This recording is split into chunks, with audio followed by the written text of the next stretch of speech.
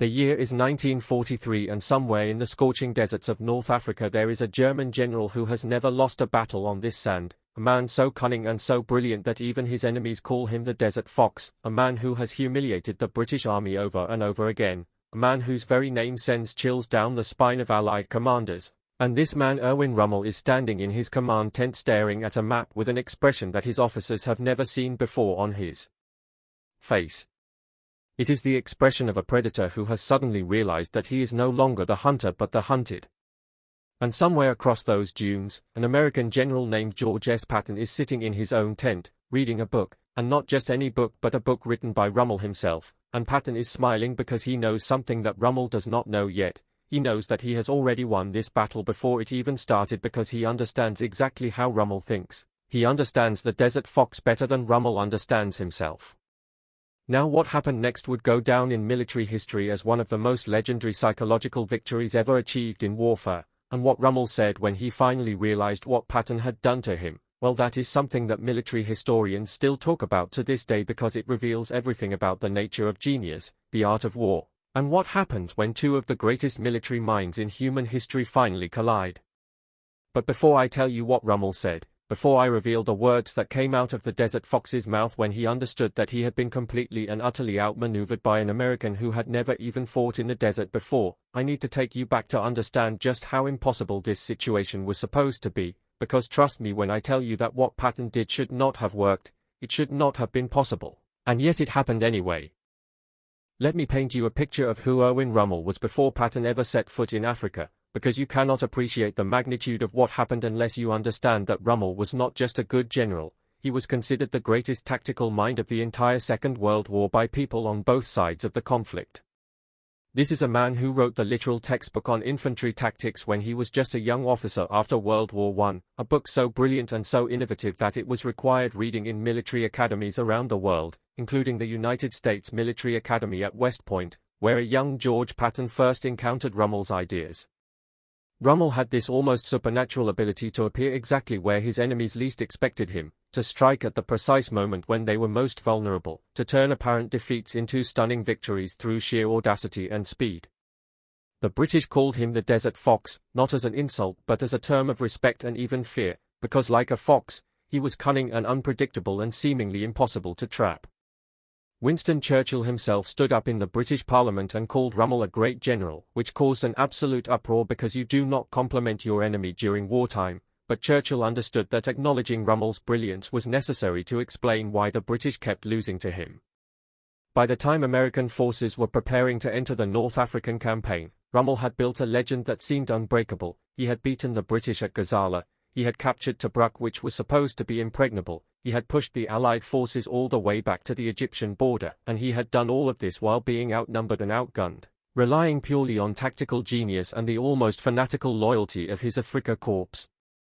Now here is where it gets interesting because George Patton was watching all of this from across the Atlantic Ocean, and he was not intimidated, he was fascinated. Patton was a student of military history in a way that most generals are not.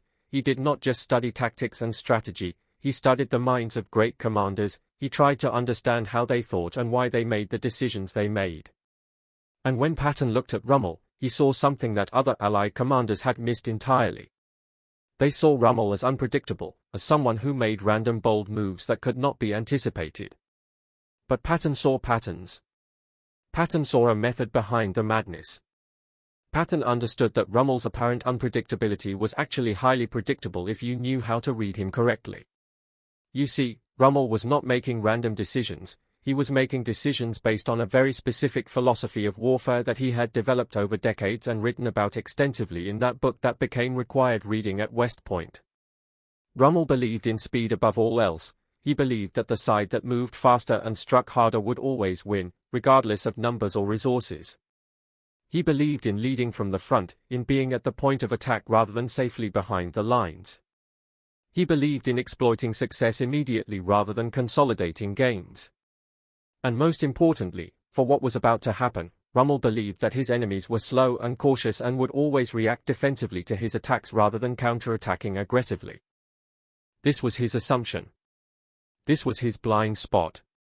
and George Patton was about to drive a tank right through it. The American entry into North Africa began with Operation Torch in November 1942, and it did not go well at first. The Americans were green, inexperienced, and completely unprepared for the realities of desert warfare. They made rookie mistakes that cost them dearly. They underestimated the Germans, they overestimated their own capabilities, and they learned very quickly that Rommel's reputation was not exaggerated in the slightest. The Battle of Kasserine Pass in February 1943 was an absolute disaster for American forces. Rommel struck with his characteristic speed and violence, tearing through American defensive positions like they were made of paper. Young American soldiers who had never seen combat before suddenly found themselves facing the legendary Afrika Korps, and they broke. They ran. They were slaughtered. It was the worst defeat American forces would suffer in the entire European theater of World War II, and it seemed to confirm what many European commanders had whispered among themselves, that the Americans were not ready for this war, that they were amateurs playing at being soldiers, that they would be more of a liability than an asset in the fight against Nazi Germany. But here is the thing about Kasserine Pass that the history books sometimes forget to mention. George Patton was not in command during that battle. He arrived in Africa just days later, summoned to take over 2 corps and salvage whatever was left of American prestige. And Patton did not come to play defense. He did not come to hold ground and wait for the British to win the war. He came to do something that no one expected and that Rommel certainly did not anticipate. He came to beat the Desert Fox at his own game. Patton's first order of business was transforming 2 corps from a demoralized mess into a fighting force capable of taking on the best the German army had to offer. And his methods were brutal, unconventional, and absolutely effective. He instituted dress codes and discipline with an iron fist. He punished officers who showed any sign of defeatism. He personally drove to the front lines and screamed at any soldier he found not wearing his helmet or leggings properly. His men hated him for it at first, but they started to change. They started to stand up straighter. They started to believe that maybe, just maybe, they could beat the Germans after all. But discipline alone was not going to beat Rommel. Patton knew that. He needed to get inside Rommel's head in a way that no Allied commander had managed to do before. And so Patton did something remarkable.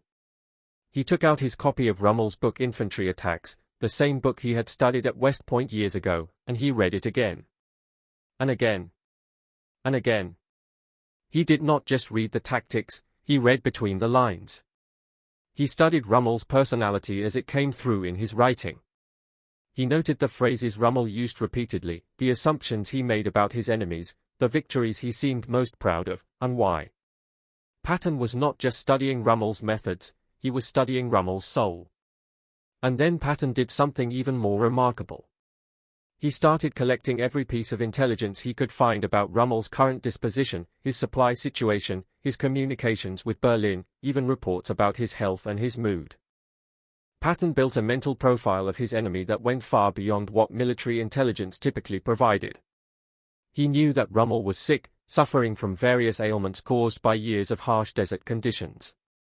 He knew that Rommel was frustrated with Hitler's interference and the lack of supplies reaching Africa.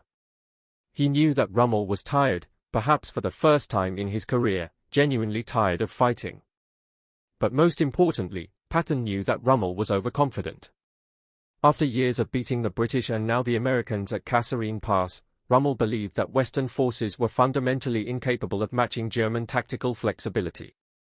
He believed they would always be slow to react, always be defensive, always be predictable.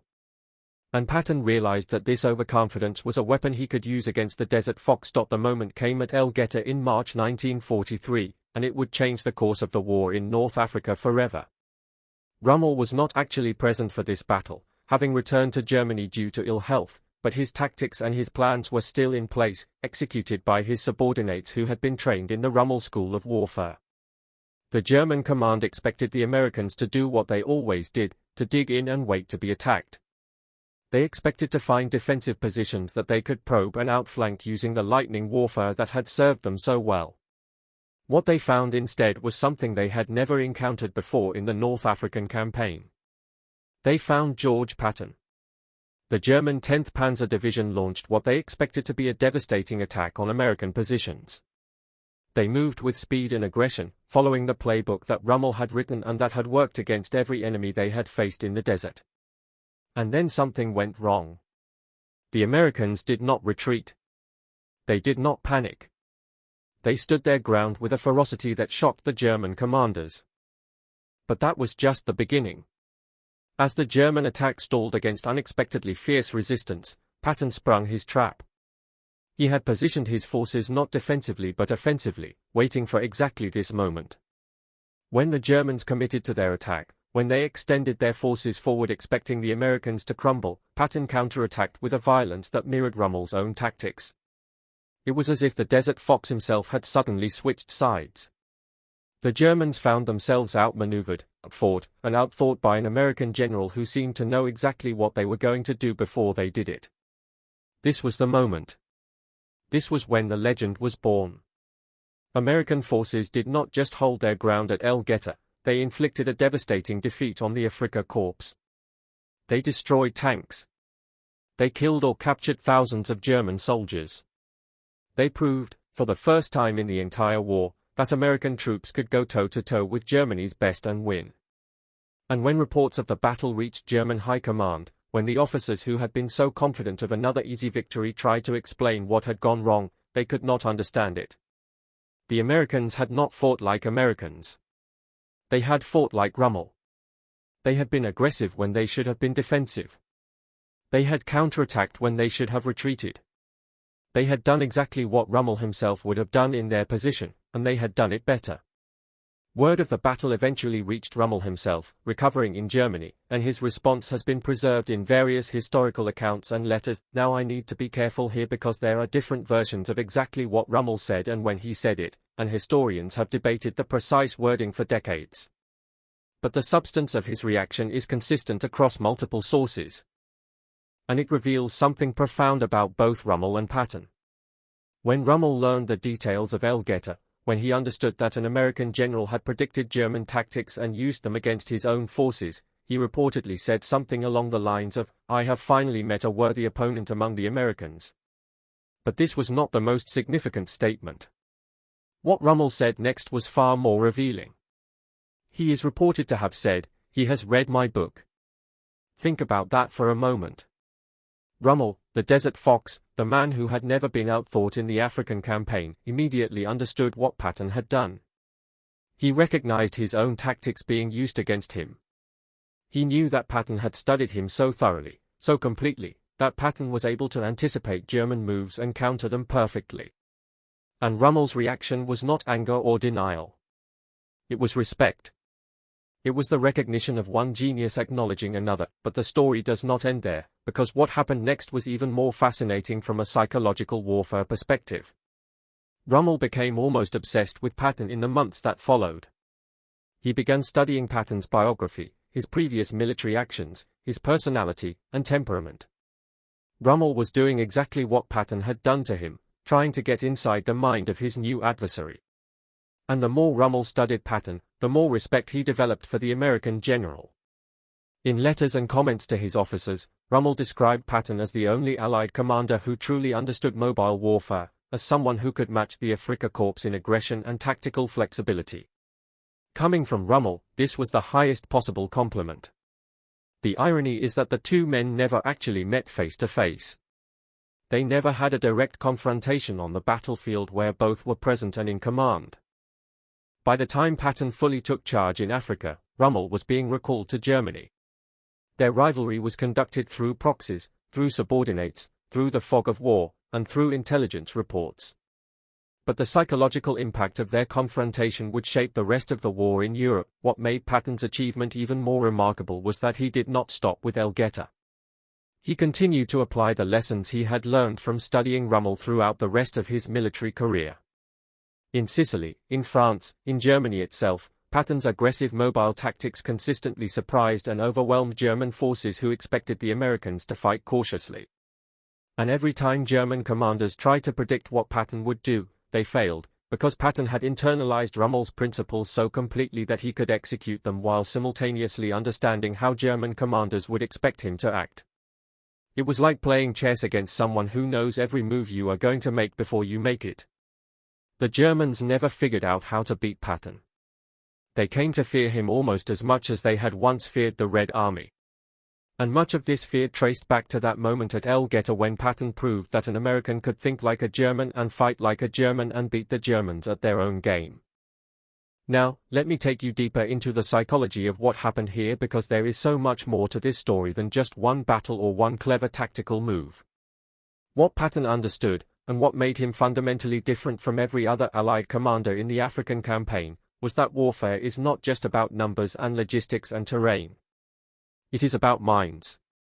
It is about understanding how your enemy thinks and then using that understanding against them. Most generals study enemy positions, enemy strength, and enemy resources. Patton studied enemy psychology. He understood that every commander has patterns, has habits, has blind spots that they are not even aware of.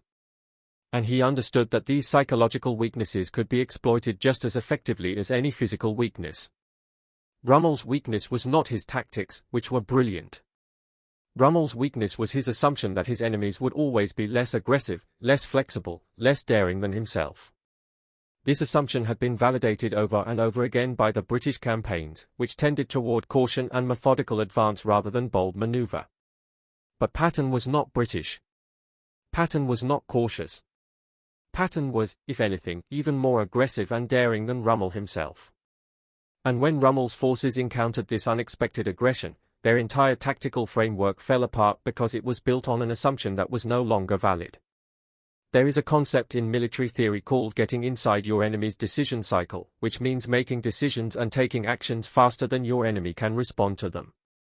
Rommel was a master of this technique, consistently making the British react to his moves rather than forcing him to react to theirs. But Patton did something even more sophisticated. He did not just get inside Rommel's decision cycle, he got inside Rommel's mind.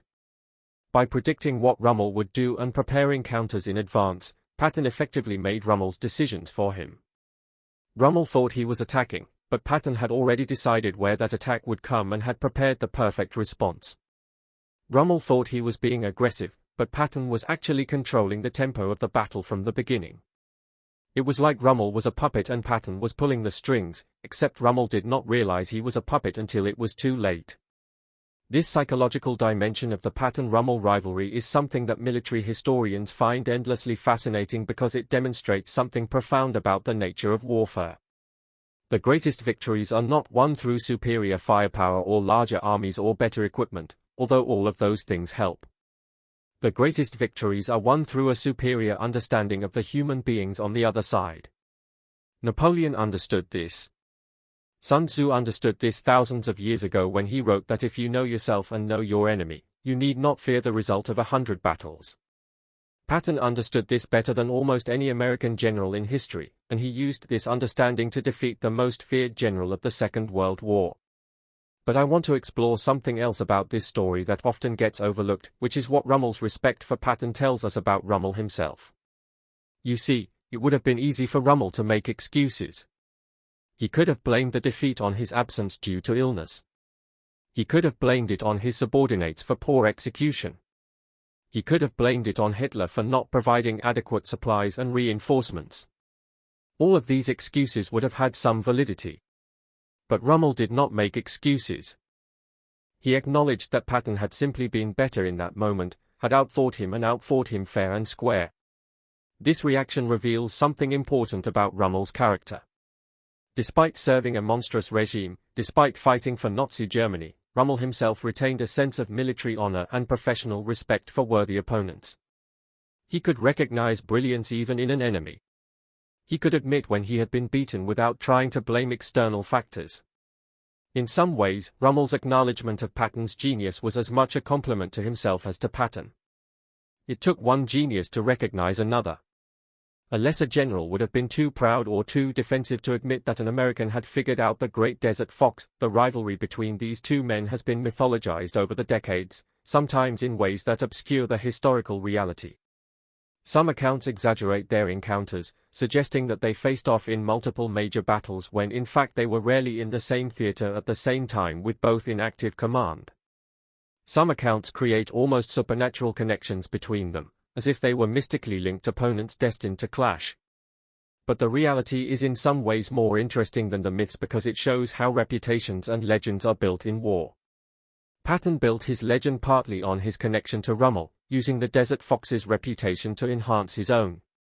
By positioning himself as the man who beat Rommel, even when Rommel was not personally present for the battles, Patton created a narrative that elevated his status among Allied commanders and terrified German forces who knew that Patton had studied their master. Let me tell you about what happened after Africa because the Patton-Rommel story does not end with Guettar. The psychological warfare between these two men continued even after they were no longer fighting in the same theater. The comparisons to Rommel were inevitable and intentional. Patton cultivated his image as an American Rommel, wearing distinctive uniforms, making bold pronouncements, putting himself at the front of the action just as Rommel had always done. He understood that reputation was a weapon, that fear was a force multiplier, that appearing unstoppable made it easier to actually be unstoppable. There is a fascinating story from this period that shows how deeply the Patton-Rommel connection had penetrated the German military consciousness. When Patton's Third Army was racing across France, a German commander reportedly received intelligence that Patton was approaching his sector.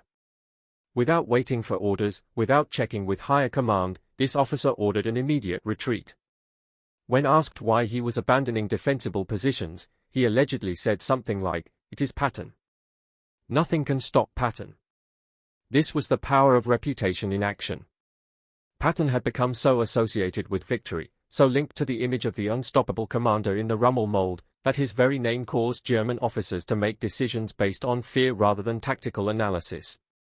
In this way, Patton was winning battles before they even started, just as Rommel had once done in Africa. But what about Rommel during this final phase of the war? The Desert Fox was in a difficult position, commanding German forces in France but increasingly disillusioned with Hitler and the Nazi regime. He could see that the war was lost, that Germany could not possibly defeat the combined might of the Allies, but he was trapped by his loyalty to his country and his soldiers. Rommel's final months were marked by conflict, both external and internal. He clashed with other German commanders about how to defend against the invasion. He argued for concentrating forces at the beaches to throw the Allies back into the sea, while others advocated for defense in depth further inland. He was proven right in the strategic debate, as the beach defenses were the only thing that slowed the Allied advance on D-Day, but it was not enough. The invasion succeeded, and Germany's fate was sealed. There is evidence that Rommel came to see Patton as the embodiment of what Germany was fighting against, and in some ways, what Germany could no longer match. The American industrial capacity, the fresh troops, the unlimited resources, all of this was overwhelming German forces that had been fighting continuously since 1939. But more than resources, it was the emergence of commanders like Patton who could match German tactical brilliance that signaled the end of German military dominance. Rommel had built his reputation on the assumption that German commanders were fundamentally superior to their Allied counterparts. Patton proved that assumption false. And if one Patton could emerge from America, there might be others. The German edge was gone. Rommel never got to see the final defeat of Germany. In July 1944, he was seriously wounded when Allied aircraft strafed his staff car in France. While recovering from these wounds, he became implicated in the July 20 plot to assassinate Hitler. Whether Rommel was actually involved in the assassination plot is still debated by historians, but he certainly knew about it and did not report it to the authorities. When the plot failed, and the conspirators were rounded up, Rommel's name came up repeatedly. Hitler, who had once valued Rommel highly, now saw him as a traitor. But Rommel was too famous, too beloved by the German public, to be put on trial and executed like the other conspirators. Instead, Hitler offered Rommel a choice: face trial with certain execution and disgrace for his family, or commit suicide and be given a state funeral with full military honors while his family would be protected. Rommel chose suicide, taking poison on October 14, 1944. The official story was that he died from his earlier wounds. The truth did not emerge until after the war. When Patton learned of Rommel's death, his reaction was reportedly one of genuine regret. Despite never having met Rommel personally, despite having spent months trying to kill him and his soldiers, Patton respected his opponent. He is reported to have said that Rommel was the best of the enemy commanders and that his death was a loss to military science. This respect was mutual and professional, two craftsmen acknowledging each other's mastery of their craft even while trying to destroy each other. It is one of the strangest and most humanizing aspects of warfare, this ability of professional soldiers to respect and even admire their enemies while still fighting them to the death. Now let me bring this all together and explain why the story of Patton and Rommel still matters, why it is not just an interesting historical anecdote but something that tells us fundamental truths about competition, psychology, and the nature of genius. The first lesson is about the power of preparation and study. Patton did not beat Rommel through luck or superior resources. He beat Rommel through intense intellectual preparation. He studied his enemy more thoroughly than any other Allied commander had bothered to do. He read Rommel's book not once but repeatedly. He gathered intelligence about Rommel's psychology, not just his positions. He thought about his enemy constantly, trying to understand how Rommel would react in every possible situation. And when the moment came, all that preparation paid off. Patton knew exactly what to do because he had already thought through the scenario 1,000 times in his head. This approach to competition applies far beyond the military. In business, in sports, in any competitive endeavor, the person who truly understands their opponent has an enormous advantage over someone who merely knows their opponent exists. The second lesson is about the danger of success and the trap of overconfidence. Rommel was a victim of his own brilliance. He had won so many times, against so many enemies, that he developed unshakable assumptions about how his enemies would behave. He assumed they would be cautious. He assumed they would be predictable. He assumed they would react defensively to his attacks. These assumptions had been correct for years, but they were not universal truths. When Patton came along and shattered those assumptions, Rommel's entire tactical framework fell apart. Success can make us rigid, can make us stop questioning our own beliefs, and can make us vulnerable to someone who thinks differently. The very thing that made Rommel great, his audacity and confidence, also contained the seeds of his defeat. The third lesson is about the importance of psychological warfare and reputation. Both Rommel and Patton understood that war is fought in the minds of commanders as much as on the battlefield. Rommel cultivated his legend deliberately, using his reputation as the Desert Fox to intimidate enemies and boost the morale of his troops. Patton did the same thing, creating an image of himself as an unstoppable force that terrified German commanders. But Patton went further by weaponizing his connection to Rommel. By positioning himself as the man who beat the Desert Fox, Patton enhanced his own psychological impact. German commanders were already primed to fear Rommel-style tactics, so when Patton employed those tactics, the fear was amplified. Every reputation is a tool, and the best competitors know how to use their reputation to win battles before they start. The fourth lesson is about the value of respect for opponents. Neither Patton nor Rommel made the mistake of underestimating each other. Patton studied Rommel because he recognized Rommel's brilliance and took it seriously. Rommel acknowledged Patton's victory instead of making excuses because he recognized genuine tactical mastery when he saw it. This mutual respect made both of them better commanders. They learned from each other, adapted to each other, and pushed each other to higher levels of performance. Too often in competition, we dismiss our opponents, looking for their weaknesses rather than acknowledging their strengths. But the greatest competitors know that you can only beat a worthy opponent by first truly understanding what makes them worthy. The fifth lesson is about the nature of genius itself. What made both Patton and Rommel extraordinary was not just talent or training, it was their ability to see connections that others missed, to anticipate enemy actions, to make decisions faster and with more confidence than ordinary commanders. But this genius was not innate or mysterious. It was developed through years of study, practice, and reflection. Patton was not born knowing how to defeat Rommel. He developed that knowledge through disciplined intellectual effort. Rommel was not born understanding mobile warfare. He developed those insights through experience and analysis. Genius in any field is not a gift, it is an achievement, the result of sustained effort to understand things more deeply than others bother to. Let me tell you what Rommel actually said in full, as best as historians have been able to reconstruct it, because the specific words matter. According to multiple accounts, when Rommel was briefed on the American tactics at Guettar and subsequent engagements, he made several comments over time that have been compiled into what we might call his assessment of Patton. He said that Patton understood the art of mobile warfare, that Patton was the first Allied commander to fight in the German style, and that Patton's reading of his book was evident in every American maneuver. He reportedly said, "We have finally found a worthy opponent in the American army. Their General Patton is the most dangerous individual on the other side." But the most quoted line, the one that has become legendary, is some variation of, "I read his book," or, "He read my book."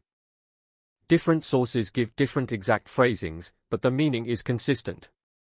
Rommel understood that Patton had done what no other Allied commander had managed, which was to study the Desert Fox so thoroughly that Patton could predict and counter his moves. The significance of this acknowledgement cannot be overstated.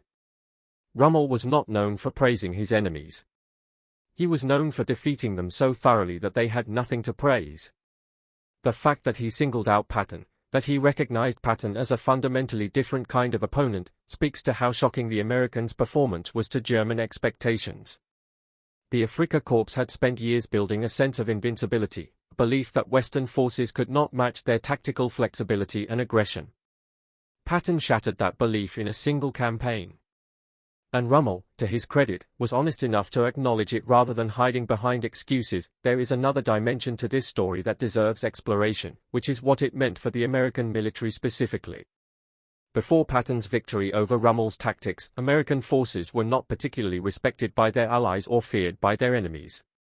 The British saw the Americans as enthusiastic amateurs who would need years of seasoning before they could contribute meaningfully to the war. The Germans saw them as soft and undisciplined, easy prey for hardened Wehrmacht and Afrika Korps veterans. Kasserine Pass seemed to confirm these assessments. The American defeat there was so complete, so humiliating, that it raised serious questions about whether American forces could ever match European military professionalism. Patton changed all of that at Guettar. He proved that American soldiers could fight with discipline and courage. He proved that American commanders could outthink the best Germany had to offer. He transformed the American military reputation in a matter of weeks, and that reputation would grow throughout the rest of the war as Patton's legend continued to expand. The irony is that Patton himself was never fully appreciated by his own side during his lifetime. His abrasive personality, his controversial statements, and his tendency to slap soldiers he thought were malingering, all of these things created enemies among American political and military leadership. He was constantly in trouble for saying the wrong thing to reporters, treating subordinates too harshly, or making strategic decisions that contradicted orders from above. But the Germans never underestimated him. They knew exactly how dangerous he was. And in the end, the German assessment was proven correct. Patton was the most successful American combat general of the war, and his tactics influenced military thinking for decades after. The man who learned from Rommel ended up surpassing his teacher in many ways. So what does this all mean for us today, sitting here decades after both of these men have passed into history? I think the Patton-Rommel story is ultimately about the power of focused intelligence applied to competition. It is about how studying your opponent, truly studying them at a deep level, can give you advantages that no amount of resources can match. It is about how the greatest victories come from understanding minds, not just deploying weapons. It is about how respect for worthy opponents makes you stronger rather than weaker. And it is about how genius is not magic but mastery, developed through relentless study and practice. The Desert Fox met his match in an American general who was willing to do what no other Allied commander had done, which was to get inside Rommel's head completely and use that knowledge without mercy. And when Rommel realized what had happened, when he understood that his own methods had been turned against him, he did the honorable thing and acknowledged his opponent's brilliance. That acknowledgement has echoed through military history for 80 years. It is still studied in military academies today. It is still invoked when people discuss the art of warfare and the nature of command. Two of the greatest military minds of the 20th century clashed in the deserts of North Africa, and neither of them was ever quite the same afterward. So yeah, now you know what Rommel said when Patton outsmarted him. You know the full story, not just the famous quote, but the context that makes it meaningful. You understand why this rivalry matters, why it tells us something profound about competition and psychology and the nature of genius. And if you are watching this and thinking about your own challenges, your own competitors, your own battles, maybe there is a lesson here for you. Maybe there is a book about your opponent that you should be reading. Maybe there is a pattern in their behavior that you could exploit if you studied them closely enough. Maybe the key to your victory is not more resources or more effort but more understanding. If you want to know more about the greatest military rivalries in history, about how the best commanders studied and defeated each other,